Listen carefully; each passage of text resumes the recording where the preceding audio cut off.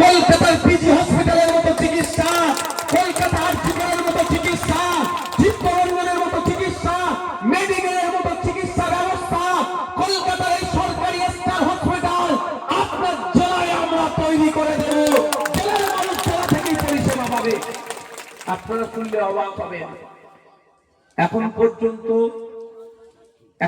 গত বছর পর্যন্ত পশ্চিমবঙ্গ বিধানসভায় তথ্য দিয়েছে সরকার 11,000 কোটি টাকা স্বাস্থ্য সাথী কাজে খরচ হয়েছে। কতটা এঘাট ওঘাট করে সঠিক ঘাটে গিয়ে পৌঁছেছে সে আমি বলতে পারছি না, কিন্তু 11,000 কোটি টাকার চিকিৎসা পরিষেবা আপনারা নিয়েছেন স্বাস্থ্য সাথী কার্ডের মাধ্যমে। এবার বলুন, ওই 11,000 কোটি টাকা যদি থাকতো 11টা এইমস তৈরি হতো। ওই 11,000 কোটি টাকা থাকলে 11টা আর্থিকর তৈরি হতো। ওই 11,000 কোটি টাকা যদি সঠিকভাবে লাগাতো তাহলে 11টা পিজি হসপিটাল তৈরি হতো।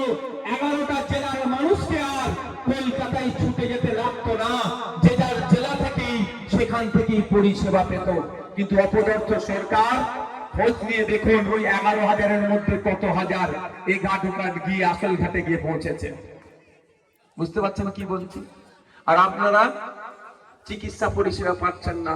আমার সকালে একটা রক্তদান শিবির ছিল আমলিয়াতে, ওখানে বক্তব্য একজন দিচ্ছিলেন আমাদের, তিনি দিয়ে বলছেন কেউ অসুস্থ হলে আর বারাসাত মেডিকেলে যায় না, ওখানে একটা প্রাইভেট হসপিটালের নাম বললো ওখানে চলে যায়। বুঝতে পারছেন কি বলছি? তাহলে আপনারা অসুস্থ, আপনাকে সুস্থ করে তোলার দায়িত্ব কার? কার গো? 2021 সালে যাকে ভোট দিয়েছিলেন, জিতিয়েছিলেন, তার দায়িত্ব।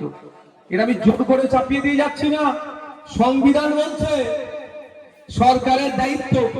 মা একটা সন্তান প্রসবের সময় হয়েছে, সন্তানটা প্রসব করতে গেলে প্রসবের এখন বাজে রেট হচ্ছে, যদি সিজার করে 25,000, নর্মাল হলে নাকি 15,000।